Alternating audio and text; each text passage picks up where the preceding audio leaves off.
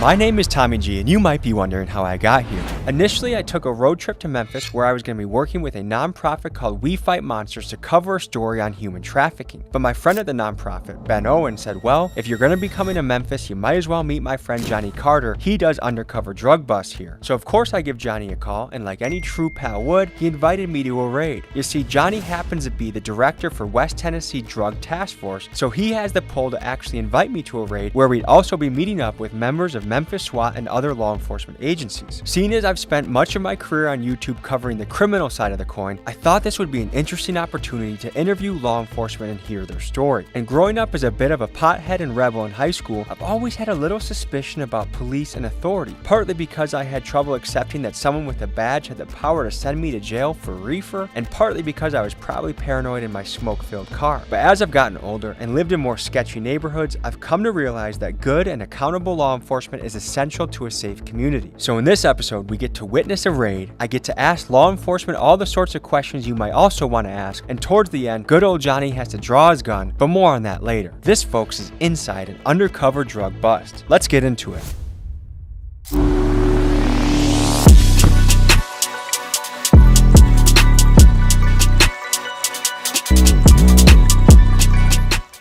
New merch at TommyGMcGee.com. Welcome to the underworld, folks. Honey, Sonny G.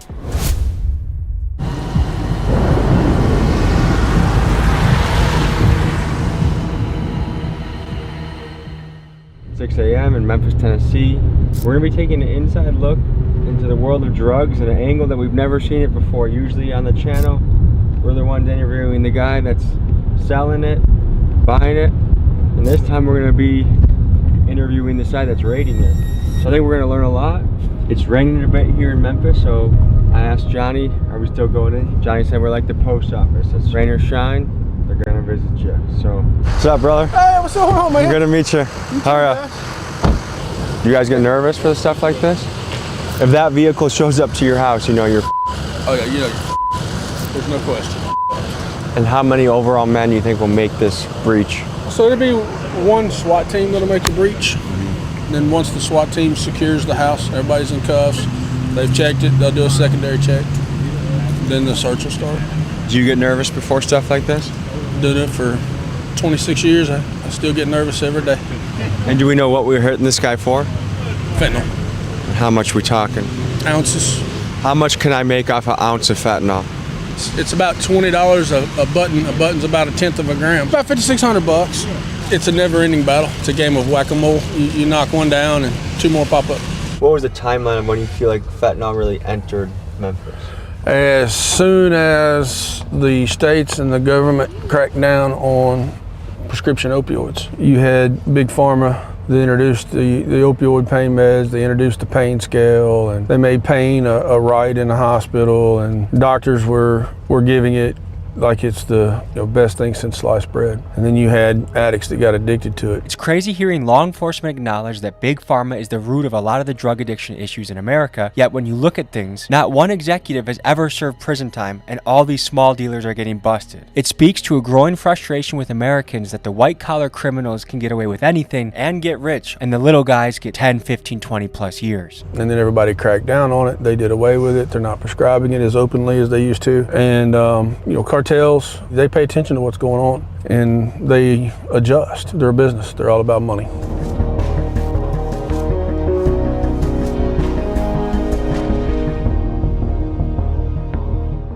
So right now we're traveling in a convoy. Oh yeah. Around how many men would you guess are going to be on this operation? Oh geez, 30. So what we'll do is they'll go in and secure. They'll do their initial entry, the initial search. They'll get everybody that's out in the open secured in handcuffs, and then they'll do a secondary search for anybody that might be hiding, and then we will start the search. Before we see this raid, I wanted to get the scoop from someone who's been raided a few different times. This is Fila. He was a big Memphis drug dealer and OG back in the day, and this is his story.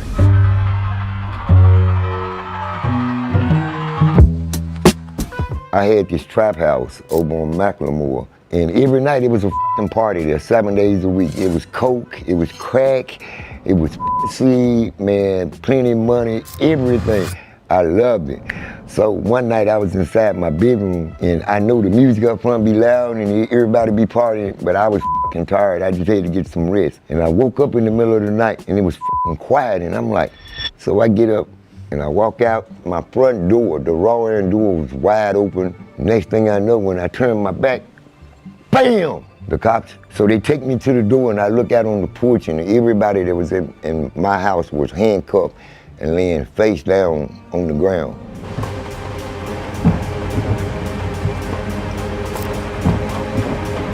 So there's a trap house right next to a sheriff's deputy? So that's probably why they're not selling as much out of that house and going to other places. Okay, so they're at the front door, they're preparing to go. Holy. So they're not doing a no-knock raid, I take it? No, those are illegal now. Probably for good reason, right? Oh yeah. They're breaching the door. They're kicking the door in.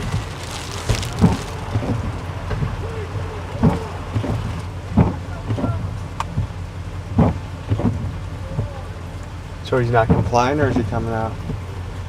So I really don't know at this point. If there was going to be a shootout today, this is the moment when it would happen.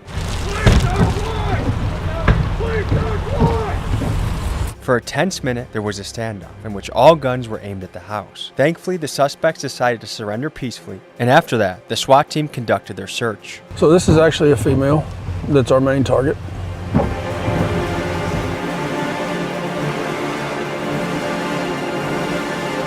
Damn, can you imagine raining out, you're woken up at 6:20 a.m. in your underwear and you're taken to jail, and that, how many years is a guy like this facing most likely? Like, So it depends on the amount and their criminal history. Sale of fentanyl is a Class B felony.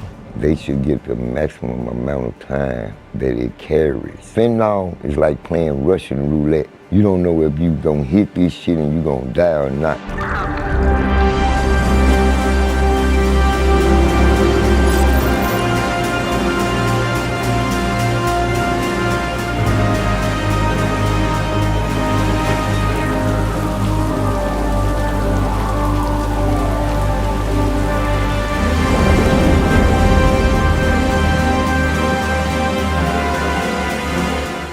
6:30 a.m. the raid was completed without a hitch.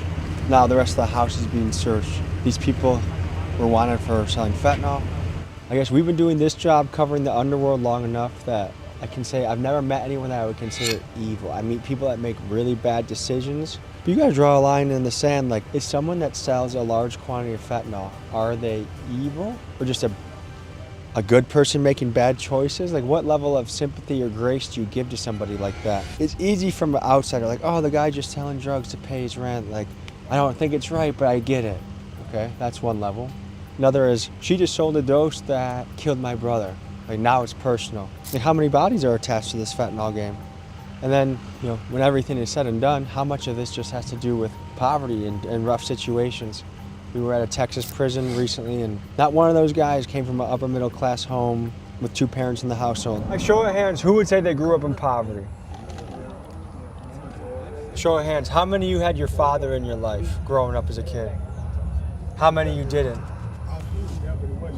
Certainly the job of a drug dealer has been popularized, has been glamorized in hip hop and rap. Like, the hustler is the guy that people look up to in a community. And is that because rap made it cool, or because, depending on what area you're from, that might be the one guy with some sort of resources? I don't know. If I'm treating everyone like I'm an older brother and I could give them advice, I don't think I would tell them to do anything that can result in years behind bars. What amount of money is worth time in prison? Like, even if someone said, I'll give you $1 million, but you gotta go away for 10 years. No, I wouldn't take $1 million for 1 year. Some of the law enforcement we spoke to were operating undercover, and for this reason, we had to blur their face for their interviews. For the average guy in the streets out there, can you remind them how much of a bad idea having a switch on you is? Turned it into an automatic pistol, which is an ATF violation, which is a federal crime. You know, and once we do our job, what the actual prosecutors do with it is kind of up to them. The other big problem we're seeing right now, man, is that, man, we're grabbing these dudes and putting them in jail for serious violent crimes, and they're getting out, you know, in a day or two. Like murder? Murder. It's all in the news right now in Memphis, man. They're released. They're RORing guys on first-degree murder charges. What? Yeah, oh yeah, it's in the news. I mean, Because it's innocent till proven guilty, or like what's the rationale for that? their rationale, I think, is that they're like, well, you know, you're innocent until proven guilty.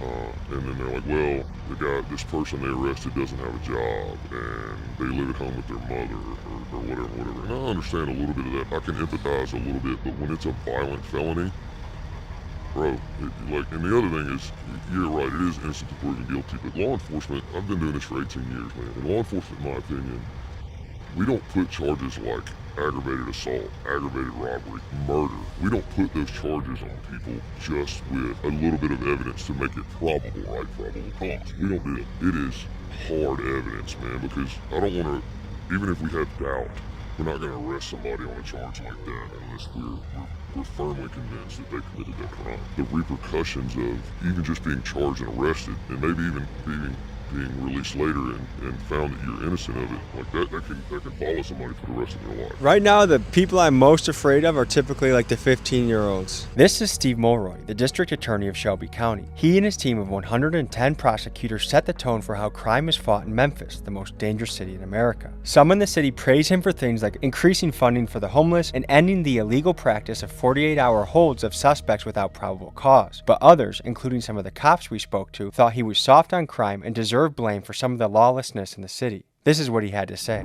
Let's dive more into the juveniles, because what I've noticed in traveling the country and being in some of the craziest areas is it's the younger kids, 13, 14, 15-year-old kids that you sometimes have to be the most afraid of. How do you curb them, but also not just give them a free pass to get out tomorrow and do it again? There are two particular types of crimes here in Shelby County that we're really concerned about with under 18 crime.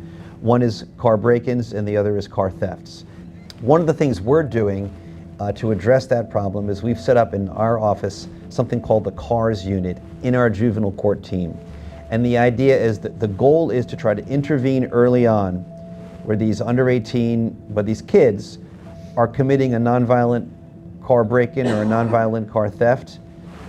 We're trying to intervene before they graduate on to more serious crimes. By the time they come to us, they're already down the wrong path, right? What we really want to do is intervene more upstream, earlier in their lives, where it can be more effective. The people that are doing the killing, especially the young guys, like what is the psychological profile that it seems like there's been such a loss of value in life? Mm-hmm. What is that? I don't think a lot of these killings are done with any real thought put into it, right? I think it's an emotional response at a moment's notice. So impulse control issues? Very much impulse control. I mean, that's why you're seeing most of these young people that, you know, in their teens that are committing a lot of these crimes. It's impulse control. For whatever reason, I don't think they understand the ramifications and the depth of what they're doing. Do you think the killer celebrated? Yeah, oh yeah. Man, so-and-so got 2 bodies. He got 3 bodies. You know, whatever. Yeah, that's how they look at it. It just continues, man. So for someone that says, like, wow, man, people are in tough situations, poverty. Bullshit. You're making excuses, man, because you can say it's because they come from, you know, an environment that doesn't give them chances. That's bullshit, man. I don't want to hear that. It's still the United States of America, man. If you make the decision to make your life better, you can make your life better. What's going through your head right now? I'm just glad everybody's safe. We're safe, the bad guys are safe, nobody got hurt, so that's a good day. And then, of course, we found what we were looking for, so that's an even better day. Were there any weapons found? No weapons, surprisingly. How often do you find a switch when it comes to a fentanyl bust? Switches are all over. The external switches, now they've got internal switches too, which are harder to you have to break the gun down to find it. Over the course of your career, how many raids, busts do you think you've gone on? Oh, Jesus. Well over 1,000. I've been in law enforcement 26 years, full-time dope and gangs for 21 years. I do anywhere from 1 to 6 a week. So that's a lot of math this early in the morning. Does it feel like you have a wild job? It used to. It's kind of become the norm for me now. I mean, I still love it. It's still exciting. And it's still a community service.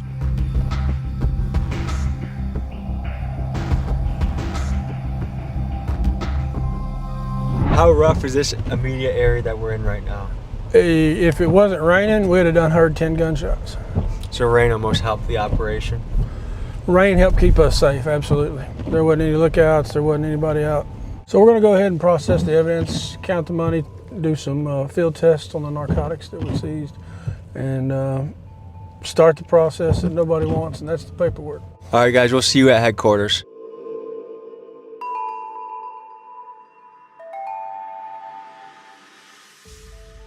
You've been doing this for 26 years. How have the last handful of years been different, or what have you noticed about these last handful of years? So back when interdiction first became a thing, back in the, I'd say the 90s, it was pretty much trunk loads. You know, they throw it in the trunk and they take it wherever. So when you stop that car and you pop that trunk, or you look in that bag in the back seat, it was full of drugs. You know, nowadays cartels have evolved.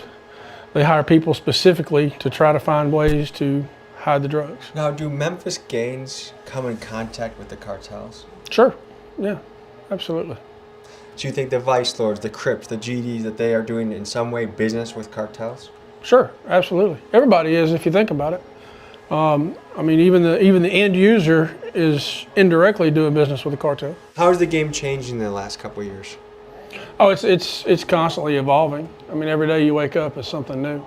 It's a different way of hiding, it's a different way of selling, it's a different terminology, it's a different drug. As we were sitting in Johnny's office, the interrogation of the suspects was happening in the room next door, so I peeked around the corner to see if I could hear how it was going. I tried to imagine how the suspects were feeling, knowing that if found guilty, they faced years of their life in prison behind bars. Is there any misconception about your line of work that you'd like to educate the public on? There's a difference in opinion, which is what makes America America. Everybody has their own opinions. Some people think, oh, the war on drugs, we're never going to win, and we should leave these people alone, let them do what they do, and they're not bothering anybody but themselves. Some people think they ought to be locked up and the key thrown away for the rest of their life. Personally, I'm somewhere in the middle there. I think if we can help somebody and we can rehabilitate them. There are some people out there that probably need to be locked up and the key thrown away, and that's those evil people that I've stared in the face over the years. How long can these interrogations go for? Oh, I've had them go 30 seconds to 4 hours. When people are in the interrogation room, what percentage of them talk and give up information? So the majority will talk and will give up some amount of information, and that doesn't mean that they cooperate. This year alone, we seized over a ton of narcotics since January 1. What percentage of that is non-weed tonnage? Oh, the majority of it's weed. Do you ever feel like when you bust a house for weed, or you're like, come on, it's weed? Yes and no. The majority of that came off the interdiction unit, off the interstate. It was coming out of California or Colorado, places like that, coming across. Oklahoma. Oklahoma's a big one now. You were speaking earlier about the Chinese marijuana industry, and Oklahoma's ground zero for that. This person here is trying to make the decisions that would determine how many years of their life will be spent behind bars. Let's tell you more about that process. Let's talk about the odds these suspects are facing. If the feds were involved in the raid, the conviction rate in fed cases is over 95%. If it's just the county involved, their chances are decently better in fighting the charge. However, one thing worth noting is that most of these cases never make it to court. The vast majority result in plea deals. And due to the heavy caseload many courts face, plea deals with reduced sentences are often offered to promote cooperation and accelerate the legal process. Another tactic those charged can expect is an attempt by law enforcement to turn them into confidential informants in exchange for a heavily reduced sentence. If they give away key evidence, this information can be used to obtain a warrant to raid the next dealer in the chain. The flip side of this, of course, is the extreme danger of being found out to be a snitch. All right, we're going to walk over here. We're going to start going through all the evidence that we recovered from the house. We'll do some field tests. We've got to count the money and go through everything. What is the true economic opportunity of doing this? Someone running a dope house, what type of money are they making monthly? Roughly, I'm guessing $15,000. And due to civil forfeiture laws, is that money now your squad's? So to speak. There's a whole lot of paperwork and a whole lot of hearings that go along with that.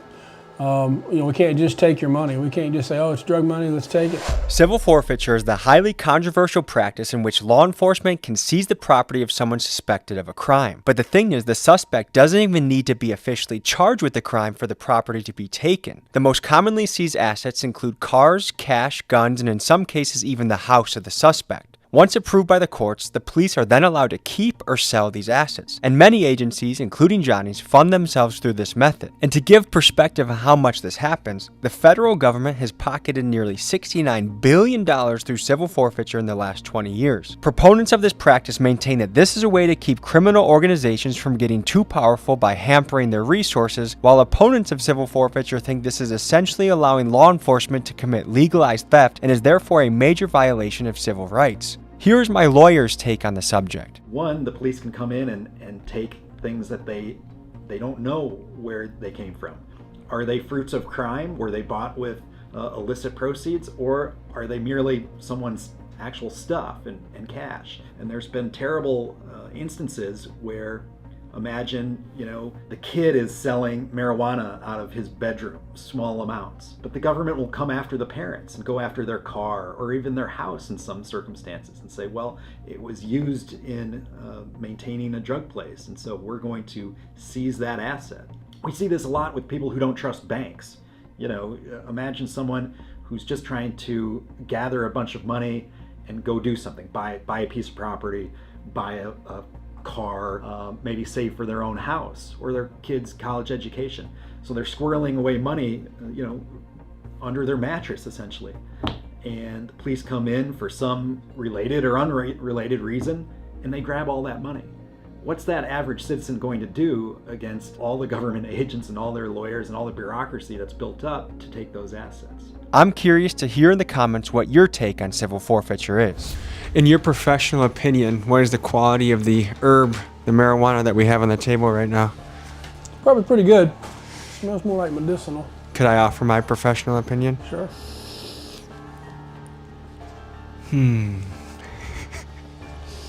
Did you ask them what the strain of this might be? Yeah, they didn't know. Is not any of that purple Urkel? No. Would a raid have been organized just for this amount of weed? No. It would have taken pounds and pounds for us to have even thought about it. Tell me about the fake Perk 30s that's been coming up in the streets. Oh God, they're everywhere. They're everywhere, and they're so easy to tell. Real Perk 30s are not as plentiful as the fake Perk 30s that are coming out.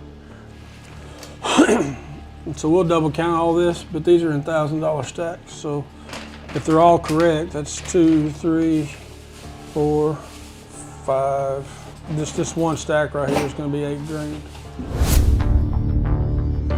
Shay, on that tablet right there, 5,000 from the third drawer, room 3.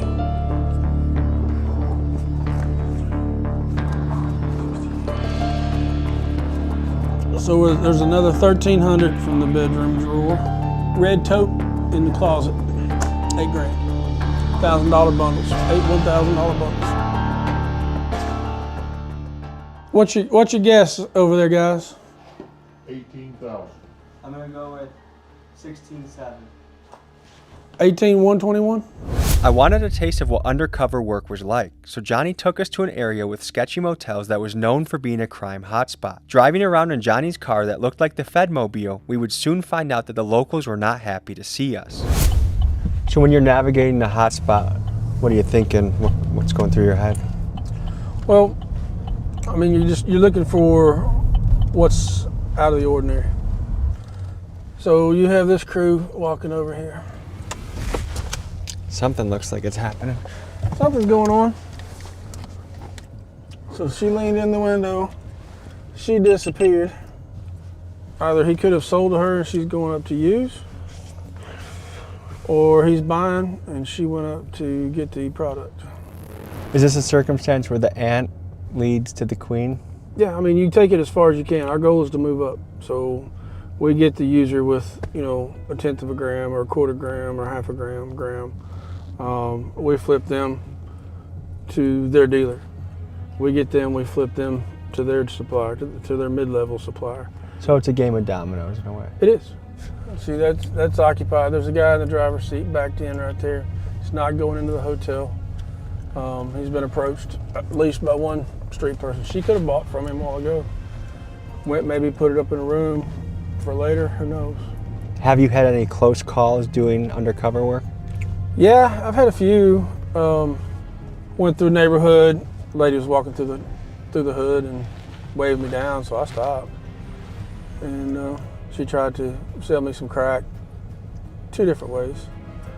2 different kinds Both of crack, types I of guess crack, you could huh? say. Yeah. Damn, you must have looked like a good customer. And that turned into me trying to arrest her, that turned into her fighting, and then that turned into her pimp coming out and fighting with her against me. So I was 2-on-1 for about 6 or 7 minutes. This was the days before tasers. Uh-oh, the guy that was... Yeah, I'm watching him. And the guy behind us was the dealer, right? Potentially. Potentially. That's cool. He's filming the car. But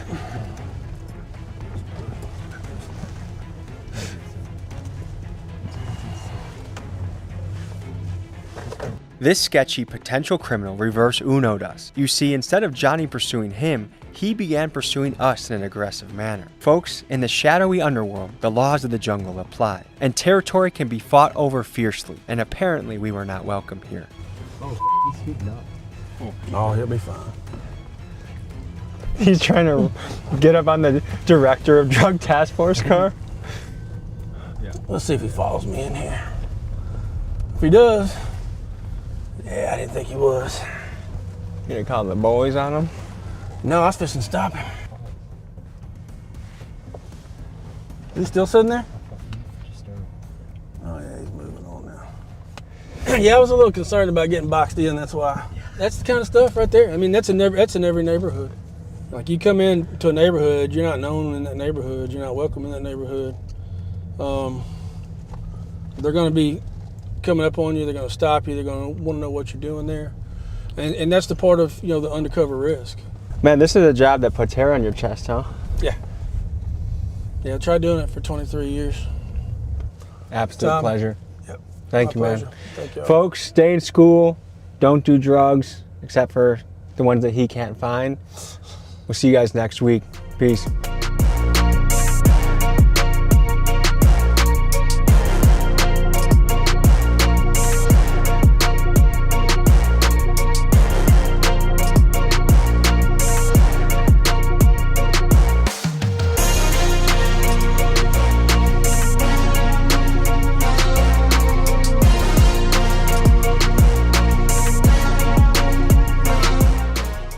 Folks, hope you enjoyed this episode. You want to watch another? Here. You want to subscribe? Over here. See you next week.